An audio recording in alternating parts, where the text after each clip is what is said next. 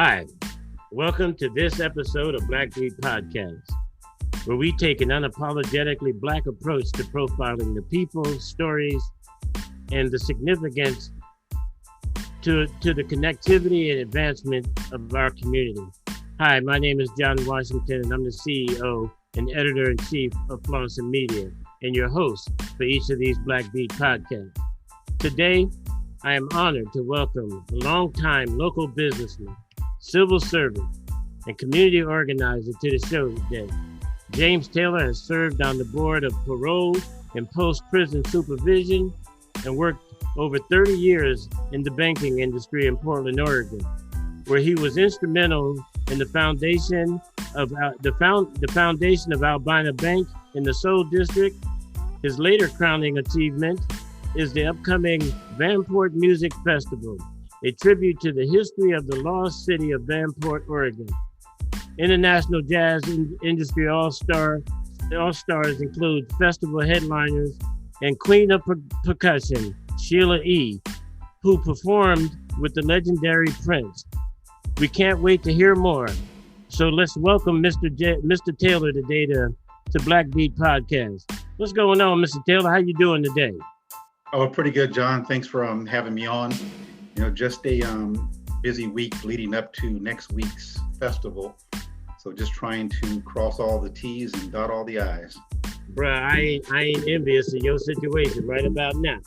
Because I know you got a lot of movement going on right now. This is a pretty big size festival. So is the festival going to be in the same place this year? It is. It's going to be at Coalwood Golf Course, which is on 7313 Northeast Columbia Boulevard. Our original festival, this is the fourth annual festival, and so the first 2 years we held it at Portland Meadows. But due to Portland Meadows demolition, I should say, and the rebuilding of an Amazon distribution center, we signed a 3-year agreement with the city of Portland to hold the festival at Coalwood. So we're happy to be back there again this year. Well, right on, my brother from another mother. And I say that to you because I very rarely have met anybody that is Black and as good looking as me. But I can't tell who's better looking, but with the same birthday of mine. So that's kind of interesting because when I first met you, John, and we seemed to have a connection, and we found out that we were born on the same day, and then we started talking, and then we wore the same football jersey number. That is it's like you could have been my twin brother, but. But I ain't mad at you. I know you still got great hands, my brother. But come on, Mr. Taylor, tell us a little bit about how you got here, man. Tell us a little bit about those humble beginnings of yours, man. So who this man? How you get here today, man? Talk to me a little bit. Where you come from? Talk to our audience a little bit. Well, without trying to run a long story, I was born in Mississippi, and my dad was an Air Force man, so we moved to California when I was very young. And my mother and my dad had 6 kids, in 8 years. So we had 6 kids in the family. So it was a very busy family. But my dad being in the Air Force, when I was in middle school, we lived in Turkey. Actually, it was my, 6th grade year. And then when I was in 7th and 8th grade, we lived in Spain. And then after that tour, I came back to Southern California, where I finished up high school. And then my journey brought me to Oregon, where I came to play football and get a business degree at Linfield College. And kind of after college, I worked in banking for 32 years and had some momentary departures where I was a sports agent for 7 years, working with players in the NFL and NBA. And I retired from banking in 2017, and the governor appointed me to the Oregon Board of Parole and post-prison supervision. So I've been on the Board of Parole as a board member since 2017. And of course, that was the same year that I started the music festival. Wow. That's kind of a quick quick summary of my journey, if you will, that brought me to Portland. Yeah, man, that sounds pretty damn exciting. Now starting a jazz festival and then doing parole and probation. And to say, well, you got some diversity going on with you, my brother. I'm about to say that. Yeah, but only us who was born in those days in which we was born can do that juggle. I heard that, you know, so, fellow Aryans, 1957, huh? Sure, man, can you share with us some of those inspirations, which becoming involved in the criminal justice? What made you decide to accept that responsibility? Well, I mean, I'd always had an interest in criminal justice. You know, my brother, my younger brother, he was a police officer with the San Bernardino Police Department, you know, for about 15 years. And so as I was, you know, growing up, you know, I knew about law enforcement and the ins and outs of what they face every day. And I've had other relatives who have been in the police force, and so I kind of knew what was happening there. But as you know, as a Black man in the United States, we face a lot of challenges with the criminal justice system. And so, you know, I wanted to be able to be in a position to at least add to the, I guess, to the equation of equality. And so probably from 2000. Something, fun, we're getting a recording. Did you put yourself on mute, James? Are you something's frozen? Hello? Go ahead. No, as I was saying, you know, I've had a brother, you know, who served 15 years in the San Bernardino Police Department. So I know everything that he went through and what issues faced Black Americans at that time, and particularly Black men. And, you know, I've had, you know, buddies of mine who served, you know, on parole and probation positions, federal and county. So I knew from their perspective, you know, what issues were facing, you know, Black men in America. And before I joined the parole board in 2013, through 2017, I spent those 4 years as a kind of a board advisory position with the Oregon Youth Authority. And it was on their audit committee. And so that position, it was a volunteer position, I still worked, but I got a chance to go around and visit all the youth jails in the state, got a chance to talk to the superintendents, talk to the kids, and review the policies and procedures, whether it be solitary confinement, you know, or other policies. And so that kind of really piqued my interest in being involved in the criminal justice system over those 4 years. And so then I had an opportunity to, you know, look at the adult, you know, board of parole, and was privileged enough that the governor appointed me to that position. And that's where I've been for the last 4 years. Right on, man. And you know, we can't get enough of brothers like you and sisters on those boards to help govern some policies that surround you know, that specific category that affects us as Black people in our society, man. And you just can't say enough about the work that has to be done there. But let's shift to a lighter note, though, man. At the same time that you was over there stressing and being a part of that, you had some inspiration to do something that was exciting.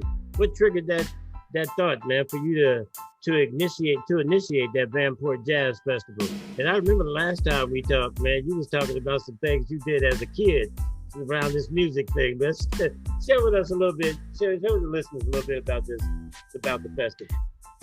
I mean, I've always been interested in music, you know, from a young age.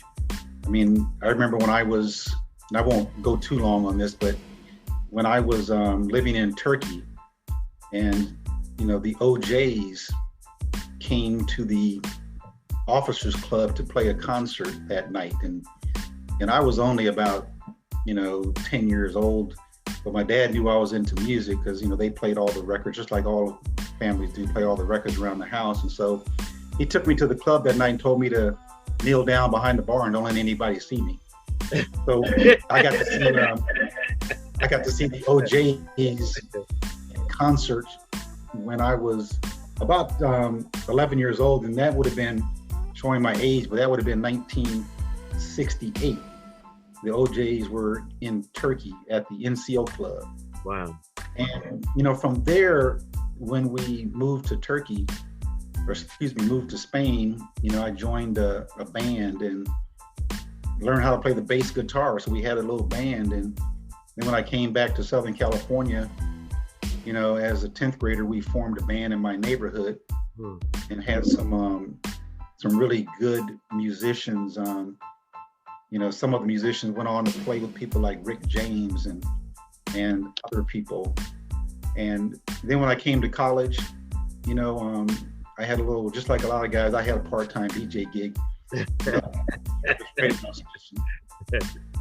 But then my junior and senior year, I was involved in the government at Lynn Grove as an officer, and I was the director of student activities my junior and senior year. So I got a chance to have the budget to book all the bands and all the entertainment on campus. So I brought in a lot of groups like Tower Power, Pleasure, and other groups, and formed relationships with radio stations around the country, as well as the record labels who would send new albums, you know, for play over the campus radio station or for booking on campus. And, you know, I just had a long time interest in music, and in particular jazz music, you know, for the last 25 years, and told myself that, you know, one day, you know, I would have a jazz festival.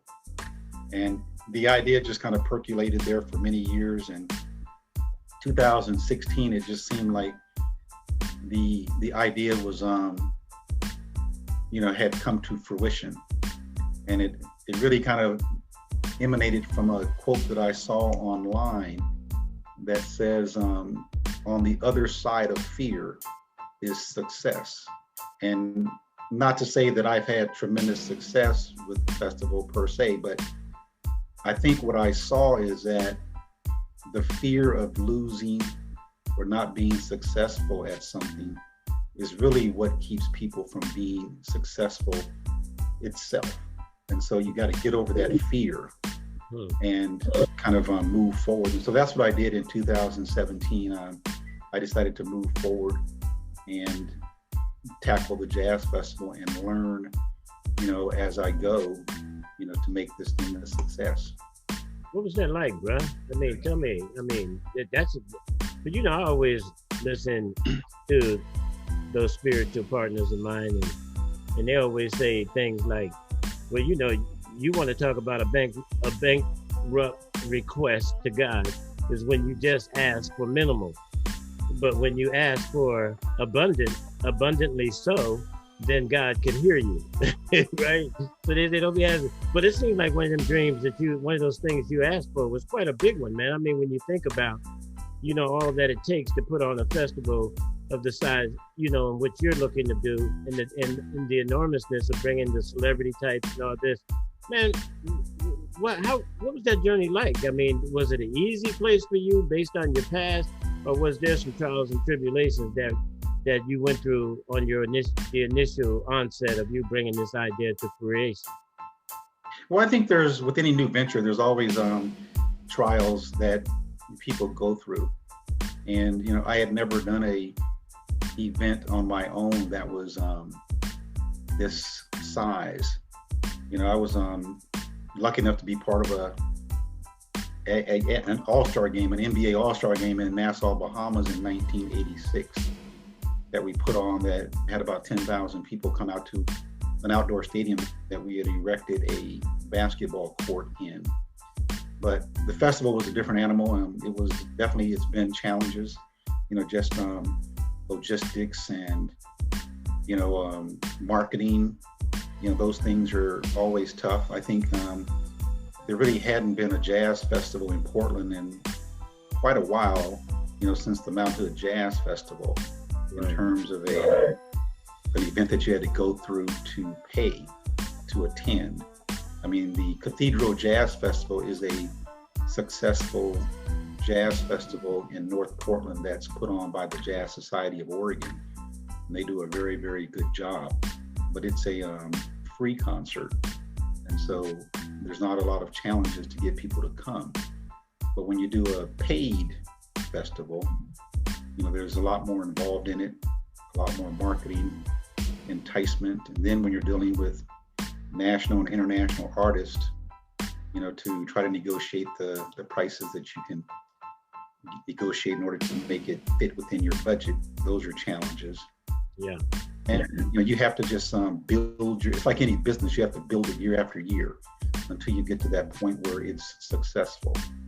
And so that's really been the challenge with the Jazz Festival, just building momentum year after year until you get that critical mass where now you can kind of consider yourself to have a successful event.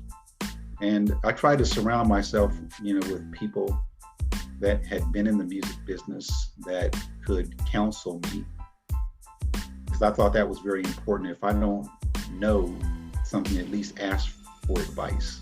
Yeah, I'm trying to tell you, man. It's nothing better to be surrounded with people who can give you the information that you need, man. So, in light of all that, you say it's the fourth year? This is your fourth festival? This is the fourth year. It would have been the fifth year had it not been for the pandemic. Come on, boy, talk to me, because you're leading right into my next question. That's right on. So how did the pandemic affect this festival this year? I mean, what was some of the issues that were associated with that?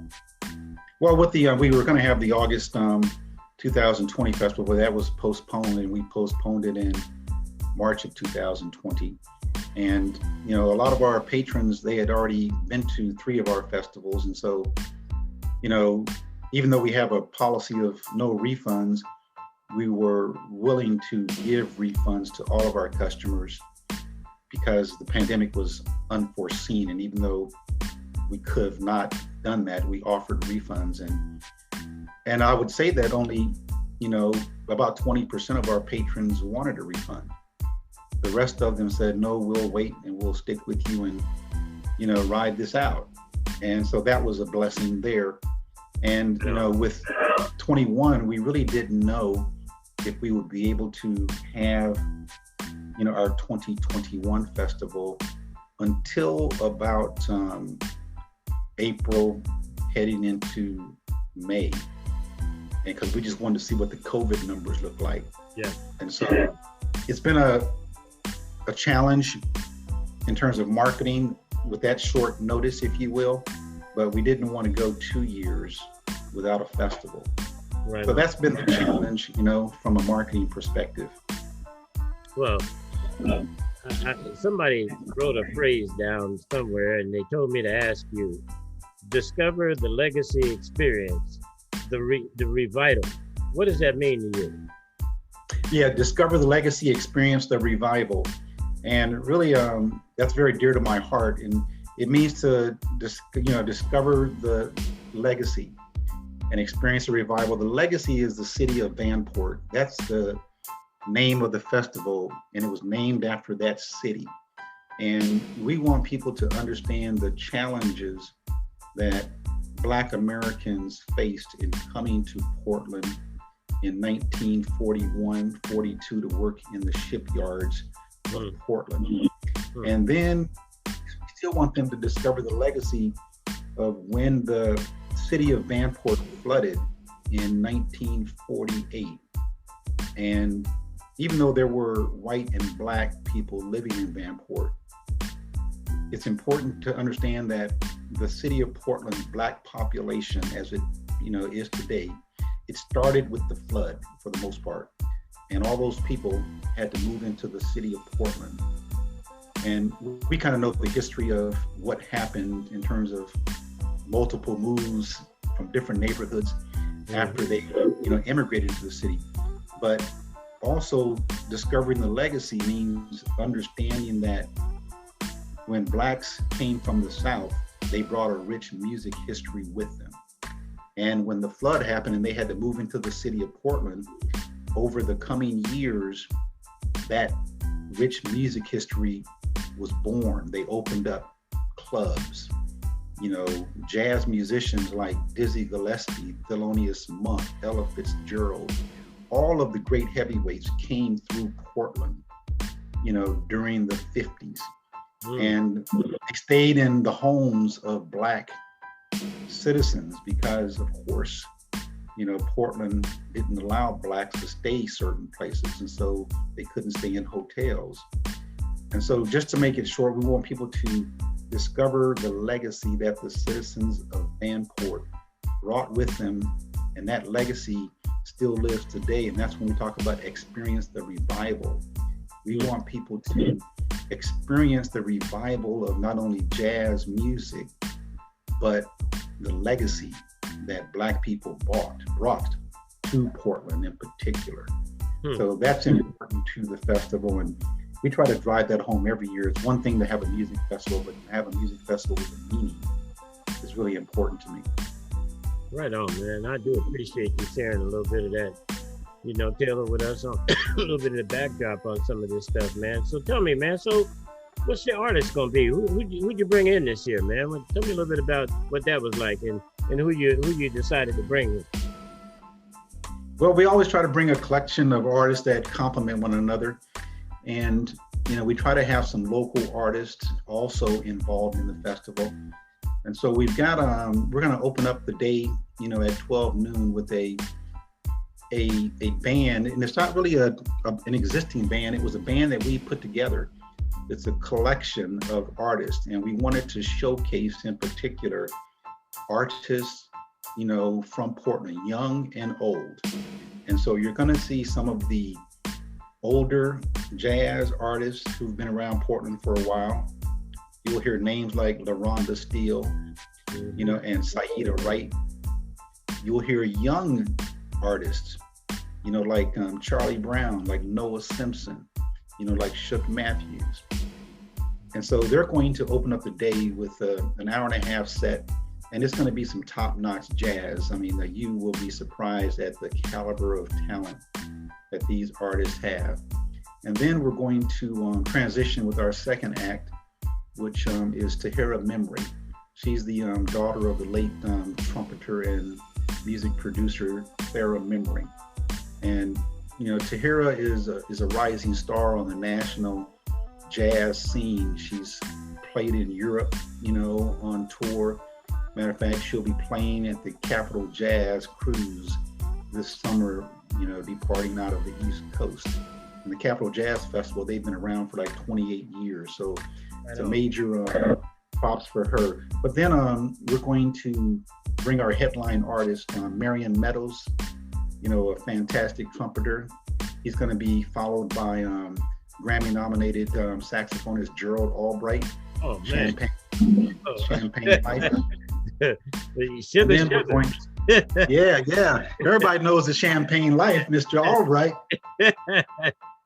And then we're going to close it out with one of my favorite percussionists and singer, Sheila E, out of the Bay Area, the Escovita family. So Sheila's going to bring it, and I should say that, you know, we've expanded the amount of time on stage that our headliners will be entertaining the fans. Typically, we'll do a 60-minute set per artist. This year, the headliners have agreed to do a 90-minute set each. Ooh, wow, boy. You're gonna get it all. No, and I just talked to Gerald Albright, and, you know, we'll be doing an interview with Sheila E, you know, on Friday, and they're all excited to be here in Portland. And the fans are going to get a treat, you know, when they come out and see them. Right on, man. Mr. Taylor, I'm looking so forward to this. I really am. It sounds like there would be a great break in it.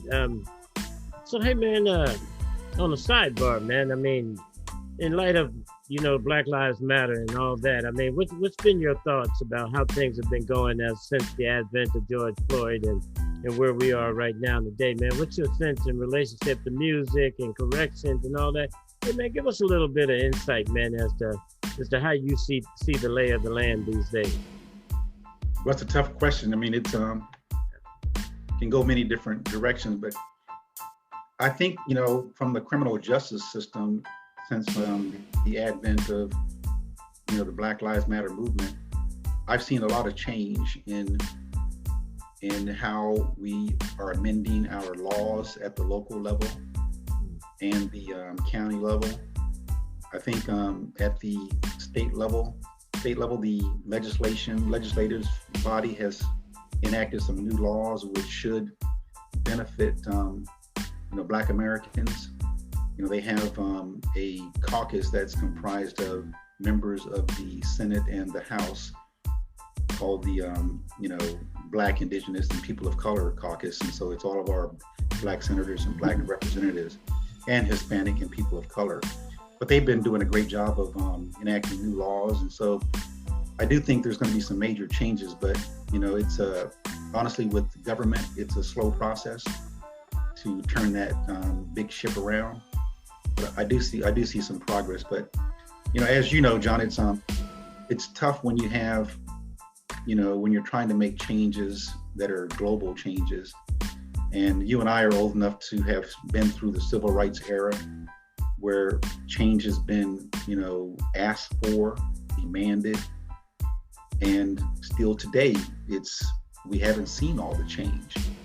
So on one hand, I see what people are doing, but on the other hand, I'm a little pessimistic as to how quickly we're going to see change in America, and in Oregon, although we're doing some good things. It's just, there are just too many people who are on the opposite side of the table who don't want change to happen in a major way.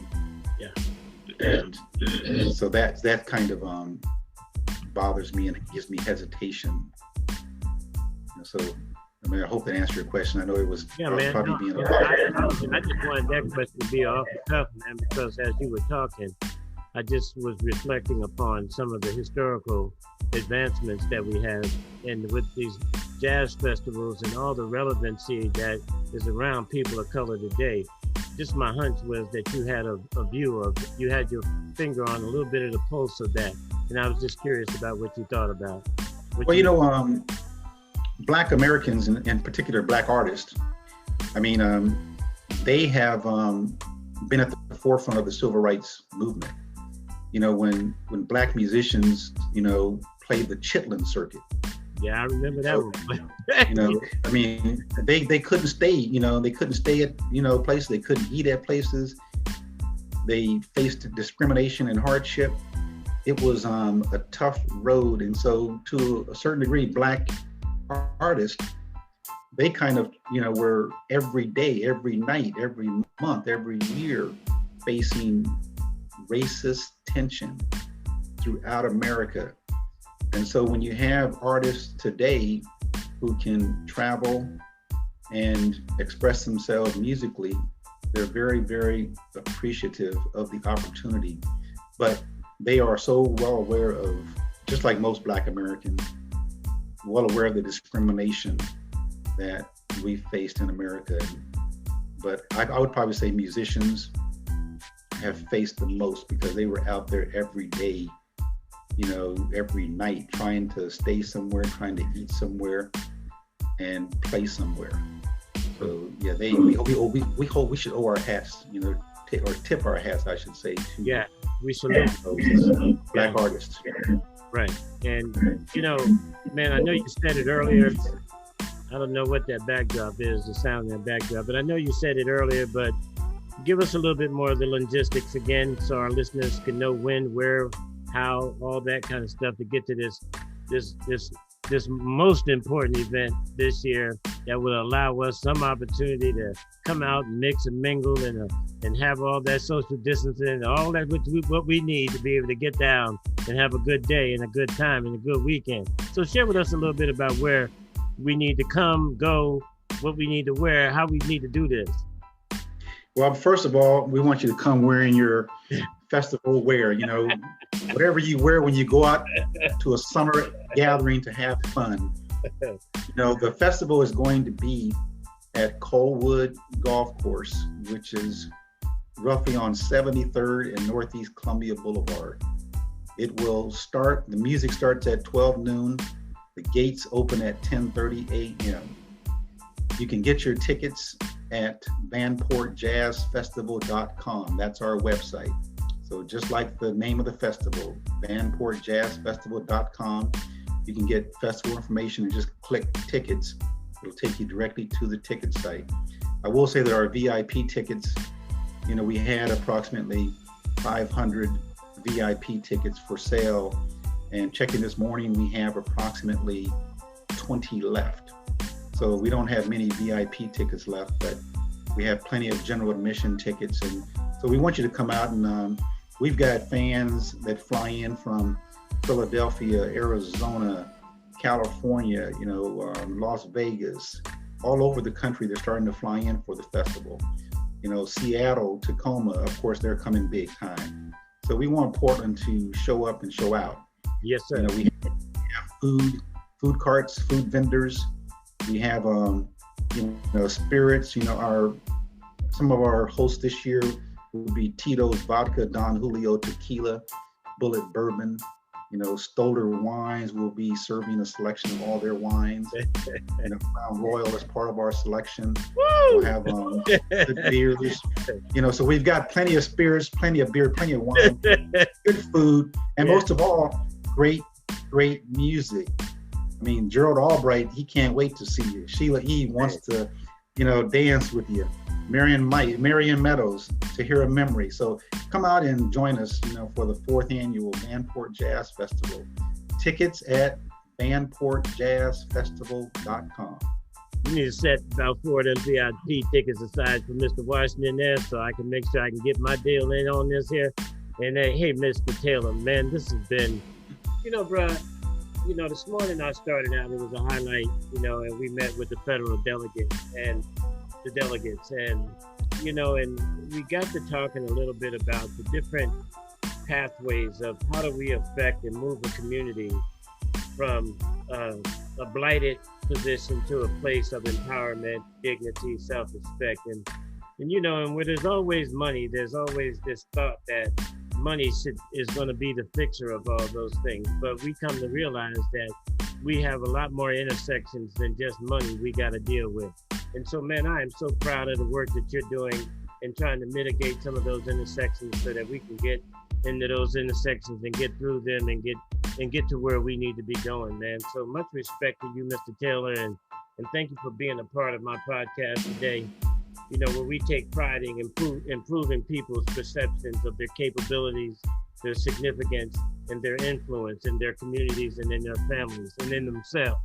So my brother, you are a depiction or a reflection of all of that for me, and that is why I chose to have you on my show today. And man, I am honored that you took the time to do this for me, and much respect to you. You hear? Oh man, John, thank you very much. Those are kind words. I probably don't deserve them all, but I appreciate it, man. Yeah, I appreciate it, and I think I saw a ticket with your name on it, for the festival. I should put you at table 44, for your. That's okay, as long as 8 is showing up. Boy, I'm gonna shake it every time. You have the 8 come the hard way. Hey, this is Taylor, man. This is wonderful, bro. Hey, look, man. As soon as this is over, or even before, man, if it's possible, man, I'd like to get you out on the boat, man. Let's go on and let's just have a personal time together, my brother, and let's spend some time. You hear? But thank you again. You don't mind if I bring my cigar, do you? Hey, bro, please do. Please do. All right, thank you. That's gonna be real soon. And respect, if you hear anything we can do for you or say for you, hey, man, and again, much as they say, break a leg. You hear? All right, thanks, John. Thank you for having me on. Have a good afternoon there, my brother. Yeah.